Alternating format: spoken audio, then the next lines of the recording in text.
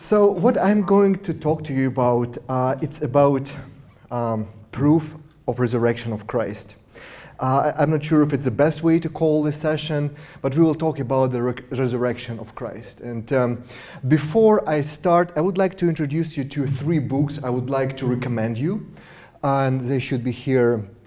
Lee Strobel, Case for Christ. It's like an entry-level book. This guy, he's not a scholar, he is a journalist who, his wife became a Christian and he was atheist, and he wanted to disprove. He was quite upset with her becoming Christian, so he went on this journey for 2 years to investigate and kind of to prove that all this Christianity nonsense, it's a garbage, so get his wife back out of the sect or whatever.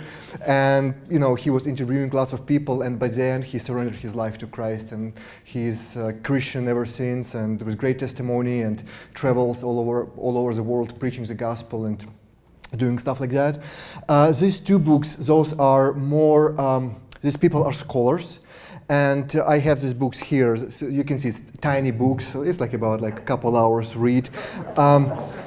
The Resurrection of the Son of God, I would start with this. It's very good, very thorough, very detailed book. Jesus and the Eyewitnesses, it's not as heavy written, it's much easier to read.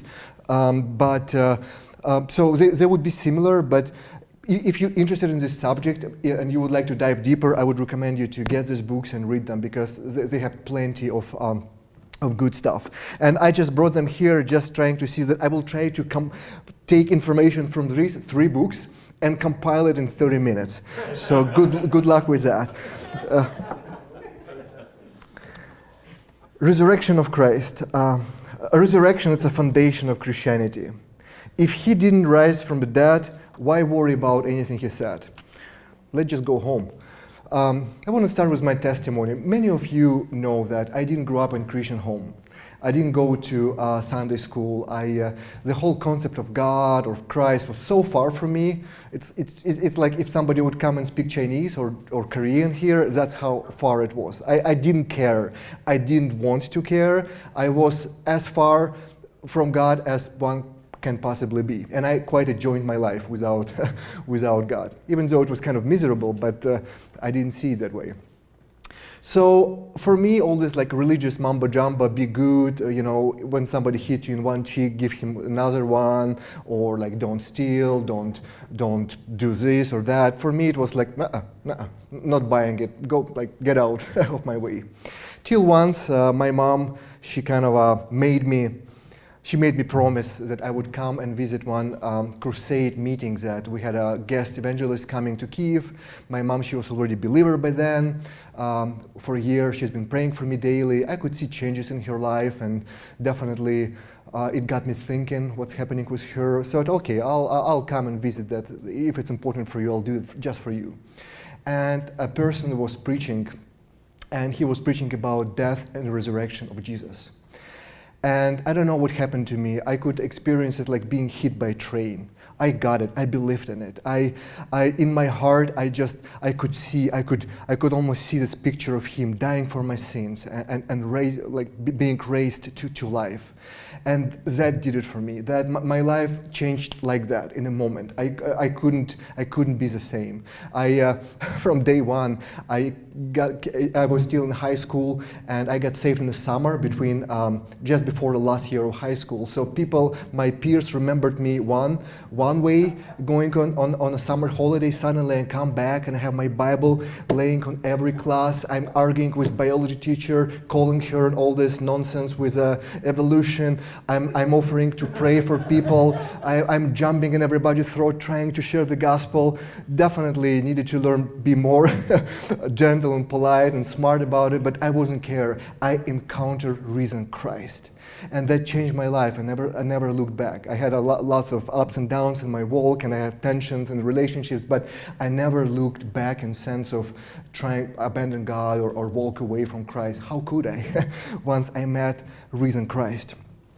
So resurrection, it's the very foundation on which our faith is built. It confirms all the claims. Everything that Jesus said about who he was, resurrection proved it. I just want to start with Apostle Paul, what he says here in 1 Corinthians chapter 15, verses 14 to 20. I will selectively read a few verses here. And if Christ has not been raised, our preaching is useless.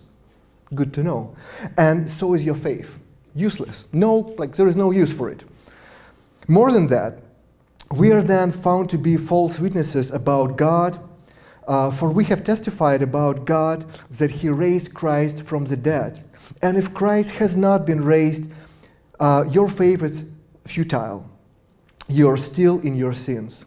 Then those who also have fallen asleep in Christ, he's talking about people who died, Christians who died being Christian. He said they're also lost. There is no hope for them.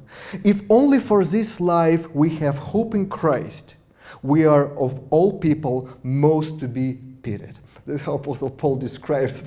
What does he mean saying, but if we trust in Christ only for this life? If we don't have hope for eternity, if we don't have hope that beyond this life there is something else, that we will be risen with Christ and we will spend eternity with God because Christ was risen. So if we only put our trust in God in this daily kind of physical world, in this life, he said, we should be pitied because we can't be fully sinners. We can't just go ahead and just full blown let's have life the one. We can because we have this cautious and makes us be very careful. But in the same time, we don't really trust in Christ for our eternity. So he said we must be pitied. And this is how Apostle Paul concludes. But Christ has indeed been raised from the dead, the first fruit of those who have fallen asleep. He indeed has been risen. Christianity is a verifiable faith. It's not something that you can't completely verify. There is a resurrection was fully and much more attested than many events in ancient history. Once you dive in to study the subject, you realize there is many evidence. There is an avalanche of evidence that proves that Christ was risen, that Christ was risen from the dead. Actually, once you study the subject, and this guy, the journalist, he would attest to it, it's much harder to remain being atheist than become a Christian. Once you really encounter the avalanche of those evidence, you can't deny it. Skeptics think that it's on us as Christians to prove the resurrection. He said, okay, well, if you say Christ has risen, give me this undeniable proofs. Let me hear it. But I don't agree with this approach. It's not entirely fair. Because I could tell back to the skeptic or to the atheist, okay, let's say Christ did not raise from the dead. Let's say it's all was made up, it's all some kind of fairy tale. Then explain me this. There were certain things happened in history, something that people don't even argue, that without the fact of resurrection of Christ, it's very difficult to explain. For example, birth and rapid spread of the church. It was just like a hurricane.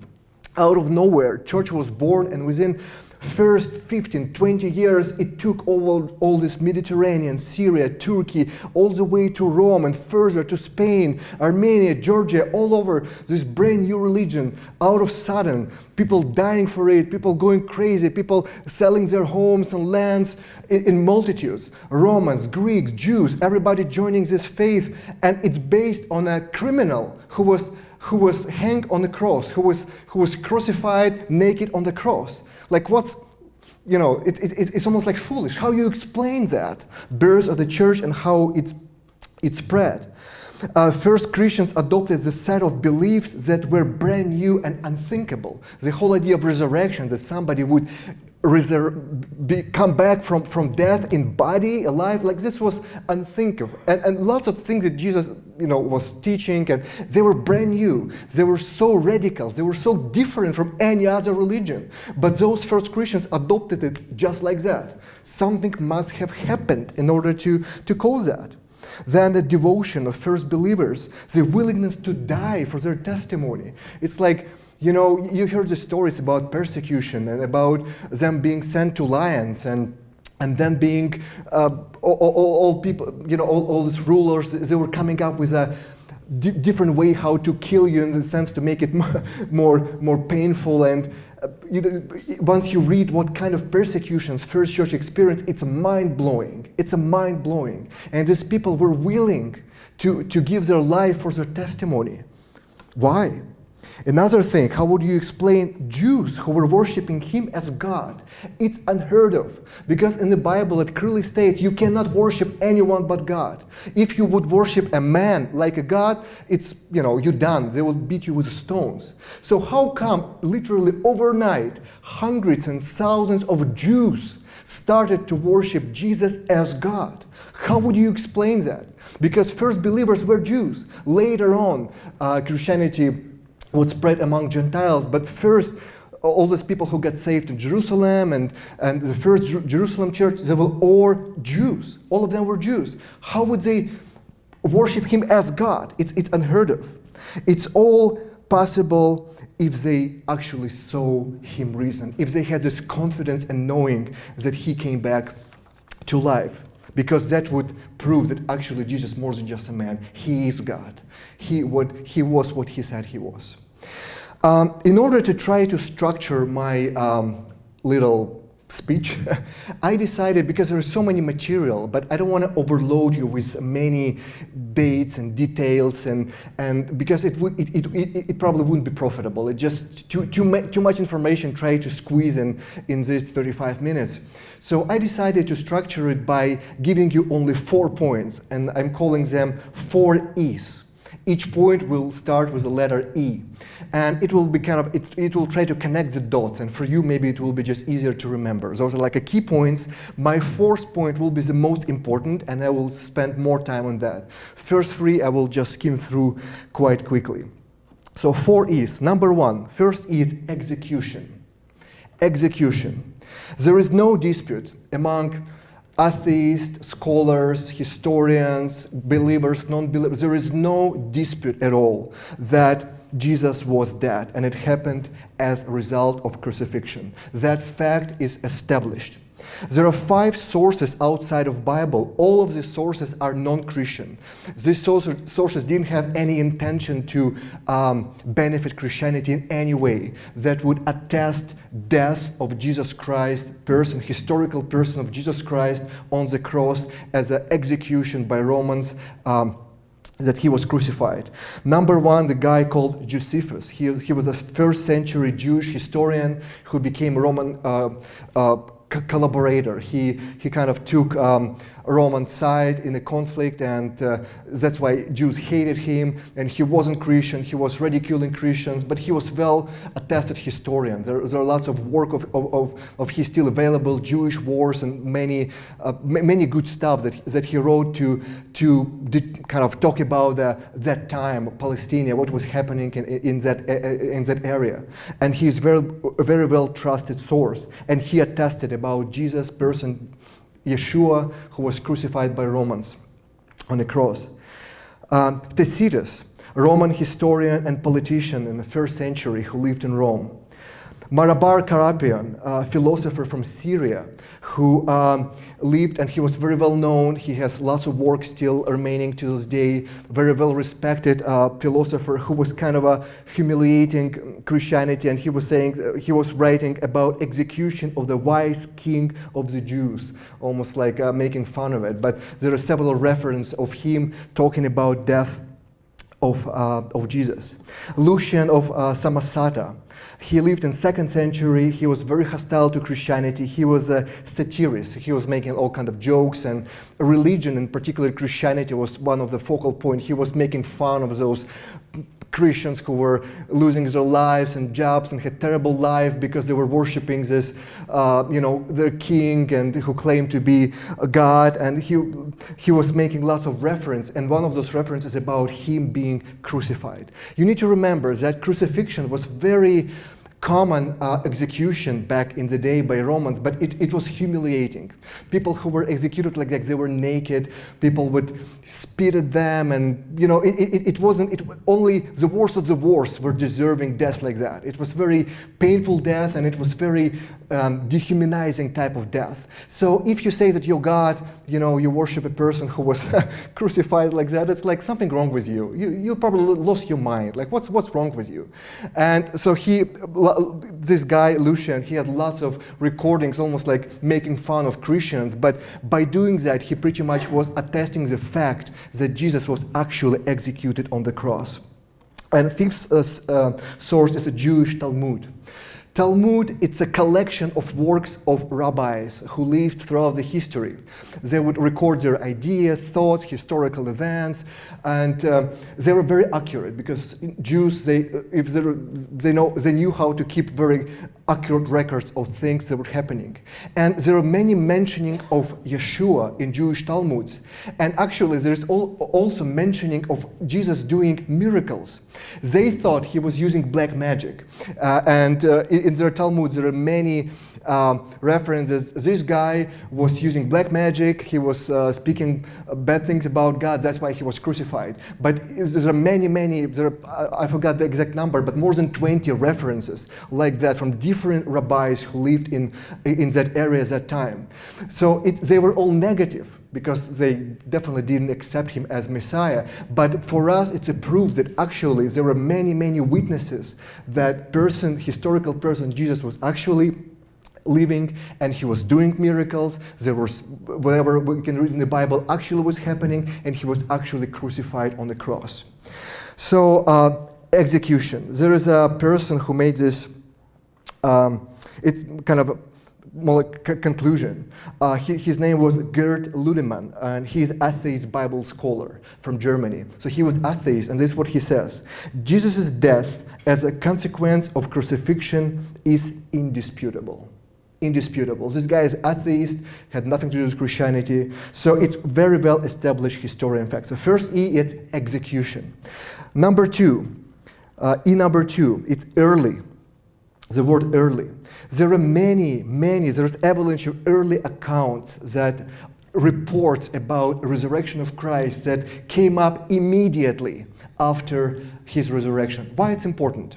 There is a pushback saying that all that stuff about that Jesus rose from the dead actually came back later in form of legend or in form of, myth, that maybe hundreds of years later people thought, well, we just need to spin this Christianity thing. Let's make it up, the fact that he rose from the dead. Let's kind of bring it up. Usually that's what happens with myth. Something happens, and then a couple hundred years later, there's a myth developed. But there was no time for myth to develop, because records and testimonies about his resurrections came within months of the event. Usually it takes about 100 to 150 years for legend to develop. But what happened with Jesus, all these reports about his resurrection, it was like a news flash. It's like today, if something happens in US and somebody tweets it on the Twitter, on Instagram, you see it. It just happened 5 minutes ago. It was as fast. It was a news flash that goes right back to the beginning. There was no process or development. There was no time for somebody to discuss, talk through things, try to come up with the logics of it and present the idea. There was no any debating or arguing. So that news came immediately. There was no any time gap enough to develop a legend. For example, I don't know if you know that. You know this guy, Alexander the Great, or Alexander from Macedonia, the guy who conquered pretty much all the known world, and he was a great guy. Did you know that his first biography was written by historian Plutarch? It was written 400 years after the fact, before the events that happened in the time of Alexander, till the time that first guy decided, and we take it as everybody agree, okay, yeah, let's go. So it's being considered as a trustworthy testimony. 400 years. Comparing to that, the news about resurrection of Jesus, it was a news flash, because the reports came out immediately. There is a British New Testament scholar, James D.J. Dunn, states this: this tradition of Jesus' resurrection and appearances, we can be entirely confident it was formulated as tradition within months of Jesus' death. What he's talking about? He's talking about particular creed that early Christians were repeating to each other. It was like a greeting. It was something when you meet another Christian, you continually repeat certain creed, certain statement. And we will get to it right away. Why it's important that that creed about Jesus' resurrection came up immediately after his death, not just 50 or 60 or 100 years later? Because lots of the witnesses were still alive. And if they were speaking what wasn't true, those people who were alive, they would say, no, like this is not how it happened. Let's say if some of you were alive during the event in 2001 when 9/11, those planes smashed into the World Trade Center. If you were in New York there, and then suddenly I come up and I'm telling some stories that don't have any resemblance to the fact, you would say, you know what? Sorry, I was there, I saw it, so just, so I wouldn't be able to be so boldly in the way I would share my testimony, because some eyewitnesses would say, no, this is not how it happened. That's why it's so important to know that this creed was so early. So what was this creed? Where it came from? We all know about a person named Saul. His existence, nobody argues with that. He's known as Paul to us, but he was a Saul. He was diligent, religious man who was studied at the feet of a very well-known rabbi. He was persecuted of the church. We know about his experience in the road to Damascus when Jesus appeared to him. It actually happened approximately 1 year after the fact of Jesus' death and resurrection. So it's very, very early event. So after he got saved, and the way he explains himself, years later, about 2 or 3 years later, he came to Jerusalem with the intention to meet some of the disciples, to meet apostles, to compare the notes, to see, hey, this is what Jesus revealed me about himself. Tell me what you know. So they were just. He said that he went as to do investigation, just to make sure he on the same page with apostles, and that's where apostles gave him this creed. This is what he's talking about. 1 Corinthians 15. He says, "For what I received," by received he means when I went to see apostles, when I went to Jerusalem, this is what they gave me, this is what I received, and I passed on to you as a first importance. I really like how Apostle Paul emphasizes the first importance. That Christ died for our sins according to the scriptures, that he was buried and he was raised on the third day according to the scriptures, and that he appeared to Cephas, which is Peter, and then to the 12. After that, he appeared to more than 500 of the brothers and sisters at the same time. It was quite bold statement because many of them were still alive. This letter dated about 22 years after the death and resurrection of Christ. Lots of these witnesses, they were still alive. And this letter, it was public document that Apostle Paul sent to a church in Corinth. So it was quite bold statement. If that wasn't true, if that wasn't the reality, he wouldn't be so bold claiming that. Pretty much he's saying, all these guys, they're still alive. If you want, just go and check it out. Go and ask them for yourself, if you want. So he showed to 500 brothers and sisters at the same time, most of whom are still living, though some have fallen asleep. Then he appeared to James, then to all apostles, and last of all, he appeared to me also, as to abnormally born. He means that he was just he was born a little bit later. So Apostle Paul says there is all these people that Jesus appeared to, and some of them he called by name. James, who was a brother of Jesus by flesh through Joseph, and then Peter. So he was so boldly in the way he did it. So this testimony, this creed was handed to him. It was report from mouths of eyewitnesses, from the very people who actually saw Jesus alive after he rose from the dead. And they gave this creed to him. Apostle Paul's statement here gives us very basic, primitive, fourfold confession of early Christians. And here it is. It's very simple. Christ died, he was buried, he was raised, and he appeared. So this was the 4 pillars of it. Was before New Testament was even written completely. It was before gospel were finished. It was before anything, before church, before movement, before Catholic Church, before anything. All the early Christians, they held it as a truth. Number 3, number 3, it's empty tomb. I was wondering why, if there is a letter O after T, why it sounds like tomb. I still can't get the English grammar. It should be tomb. This is how it should sound. Tomb. Okay, empty tomb. Nobody disputes that. It was sealed. It was guarded. There was Roman soldiers guarding because it was their job. And then somehow it was discovered empty. Even enemies of Christianity, even people who were hating Christians, they acknowledged it was empty. They tried to come up with explanation what's happened. They were trying to build stories that, oh, they must be bribed, those guards, or they must be, stole their body, but they never denied the fact that the tomb was in fact empty. They never found the body. Everybody in Jerusalem knew that this tomb was empty. Because when weeks later Apostle Peter was standing on the day of Pentecost and preaching the gospel, people in Jerusalem, if they knew the tomb wasn't empty, they'll, hey, what are you talking about? There's this guy, here's his body laying right here. But there wasn't any body. Tomb was empty. Body was never found. Where is the body?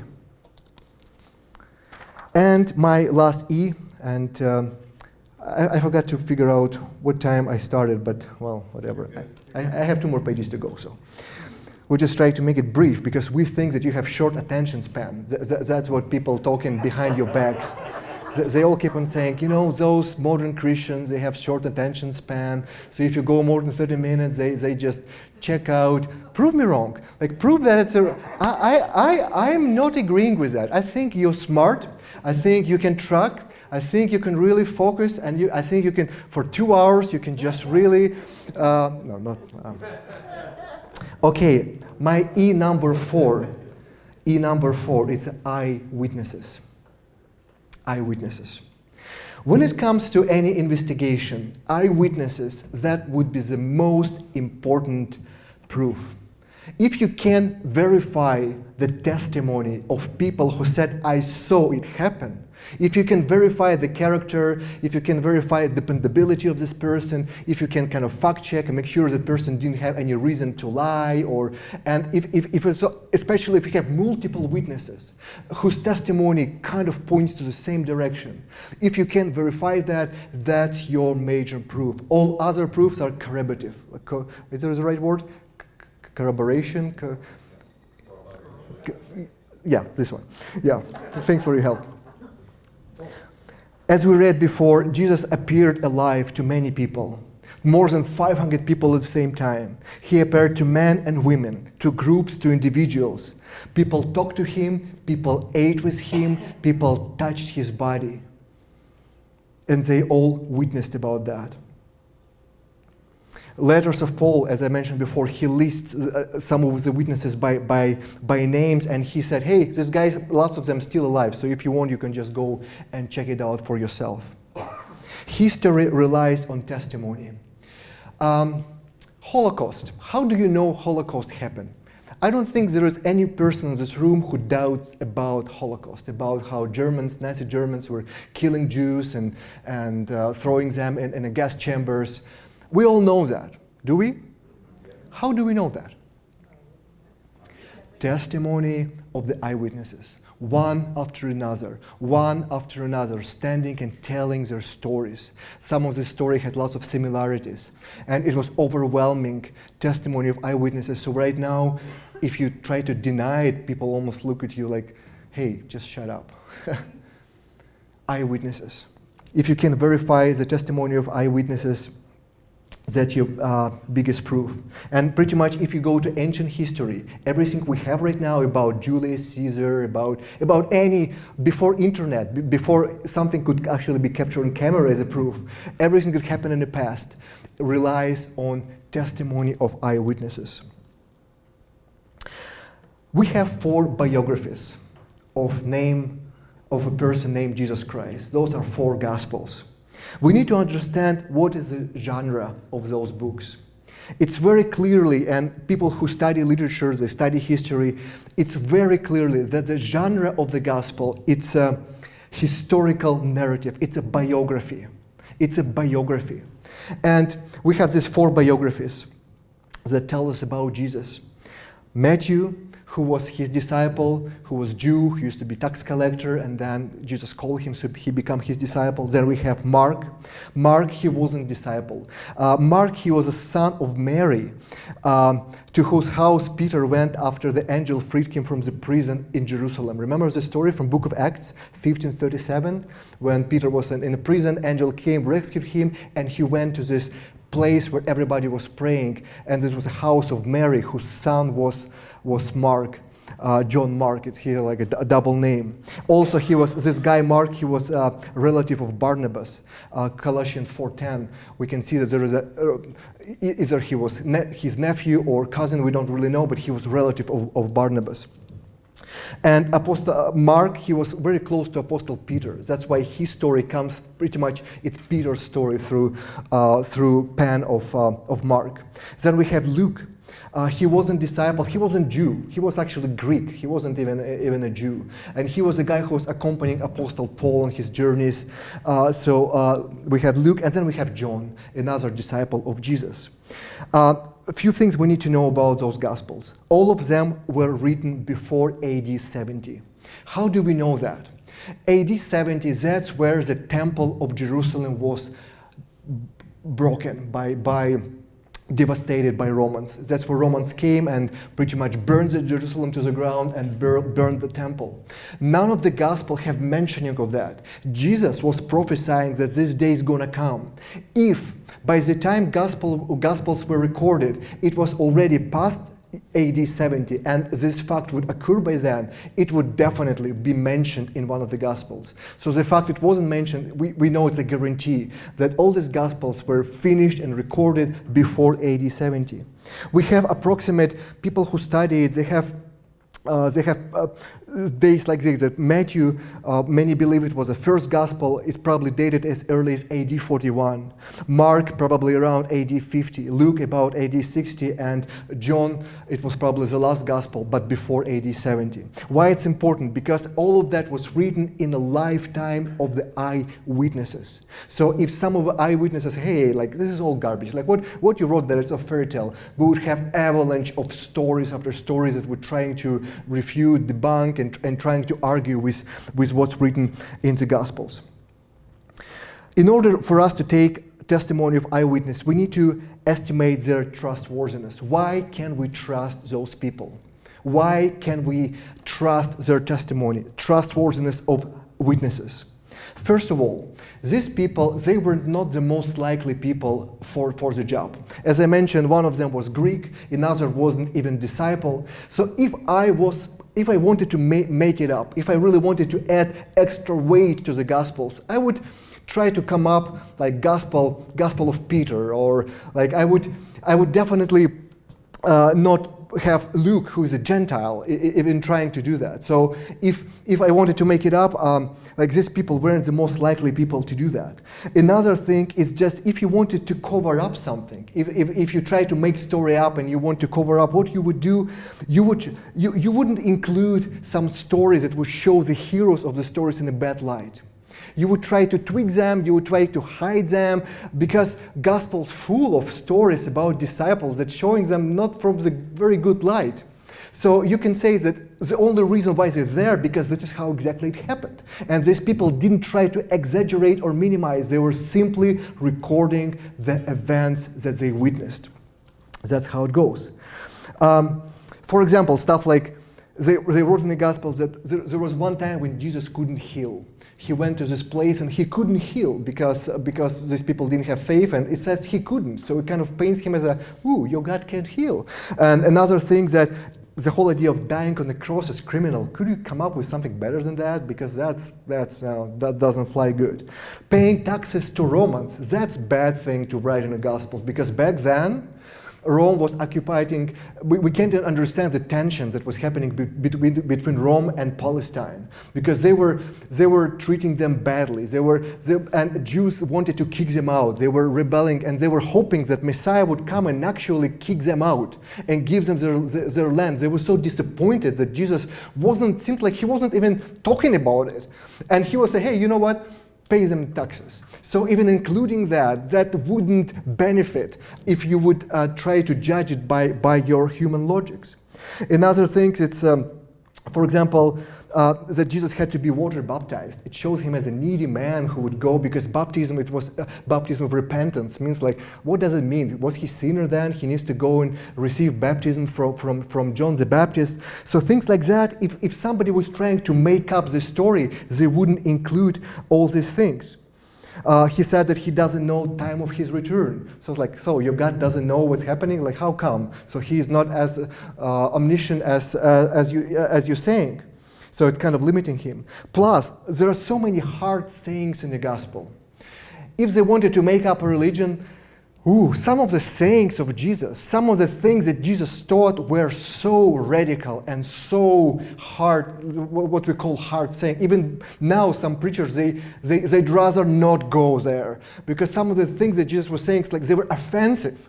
They were like, eat my blood, or like, eat my body, drink my blood, like it's craziness. It's like, so if you wanted to make it up, you would never include stuff like that. You would make it much more polished, polite, nice, well presented, everything is good. All the heroes, they all kind of nice people. None of them has any flaws and things like that.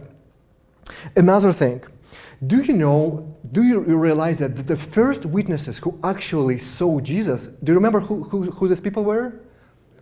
They were women. Why it's important? It's kind of, I'm sorry about that, but back in the day, women's testimony wasn't even accepted in courts. In Jewish courts and Roman courts, if woman come and says, I saw Dave killed, or stole something from Dan, if it was a woman, sorry, we can't accept that. Unfortunately, that's how law was kind of a rank of a woman in that society. So if you try to make up a story and you want to make people believe in your story, why in the world you would include the fact that first witnesses of the resurrection of Christ were women, if nobody take it seriously? The only explanation that we have is because this is exactly how it happened. That's why they weren't trying to hide or tweak or make it more polished. They were just simply recording the facts. That's why we can trust them. We don't see any motives or attempt to kind of make it more polished. Accuracy. How we know that their witness was, their testimony was accurate? We need to look at the gospel as an accurate historical observation. Apostle Luke, Gospel of Luke, actually he speaks the reason why he even decided to write this letter. He was writing a letter to his friend, guy named Theophilus. I have no idea who this guy is, but he was, this is what he says. This is how Book of Luke starts. Many have undertaken to draw up an account of the things that have been fulfilled among us, just as they were handed down to us by those who from the first were eyewitnesses and servants of the word. With this in mind, since I myself have carefully investigated everything from the beginning, I too decided to write an orderly account for you, most excellent Theophilus. I hope I get his name right. It's his fault. Who has a name like that? So that you may know the certainty of the things you have been taught. So this is what was the mindset of Luke. I'm going to investigate, and I want to do as accurate job as I possibly can. So when we look at the gospel, we need to look at them as an accurate historical observation. How we know that? What are the proofs?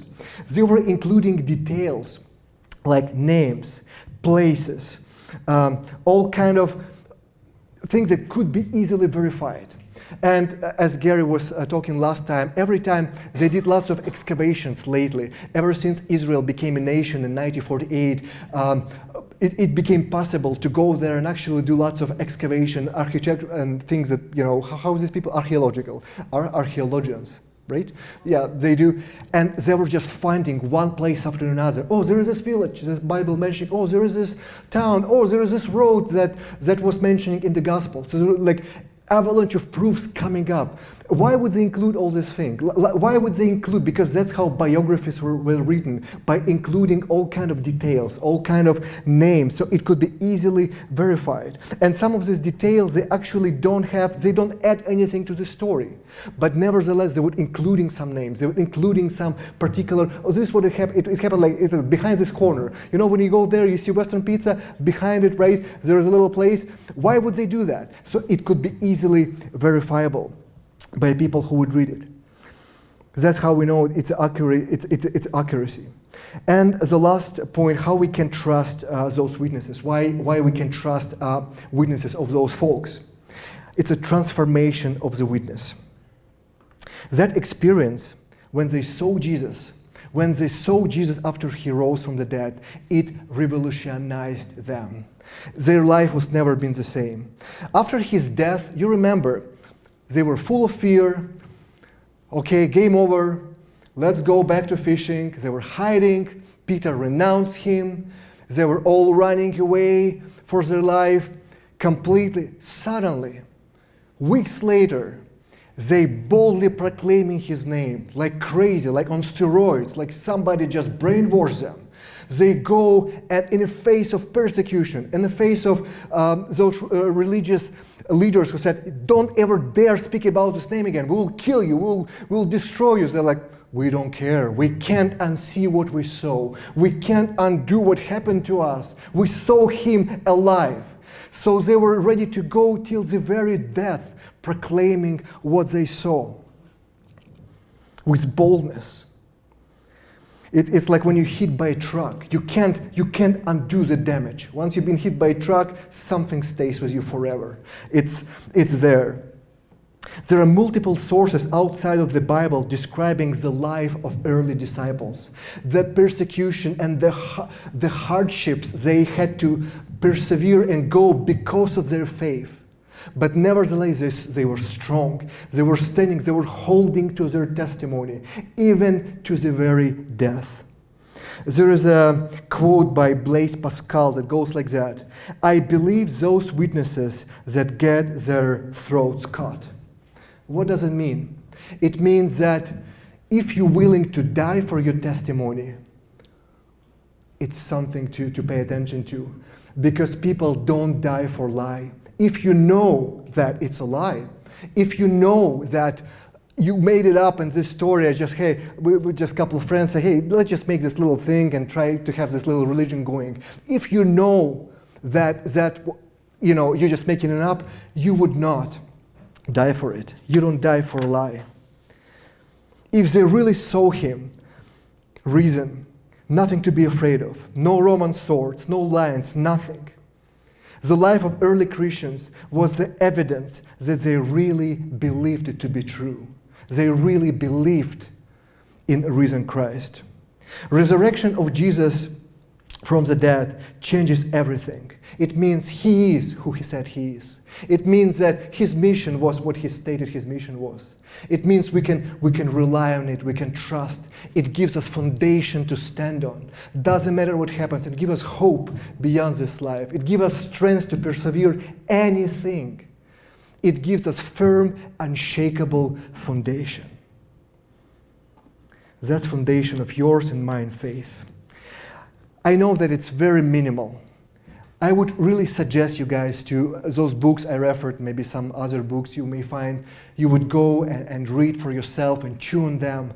When I did this study, and even in the past when I was doing some reading on resurrection of Christ, what it does, it just cements your faith. It gets your roots so deep in this knowing, the same boldness that those disciples had, the same determination, the same commitment that we see in life of disciples. Suddenly you find it rising from your heart, because you understand it's not just idea. Those guys, why they were so bold? Did Sunday school teacher told them that? Did they hear it in a movie? Did they read it in a newspaper and they became so fanatics and decided to all die for their faith? No, they saw, they touched him, they ate with him, they witnessed They were there when it happened. That's why it gave them such a boldness. So when we adopt that faith and when we feed this faith in the resurrection of Christ, it gives us the same radical boldness. It shifts everything. It shifts our hopes. It shifts our priorities. It shifts what drives us. What Pastor Joel was preaching to. It makes sense to go and share this news, because you don't try to sell somebody some kind of a package deal of vacation. You're telling the news, Jesus is alive. He died for your sin and God raised him from the dead. He is alive.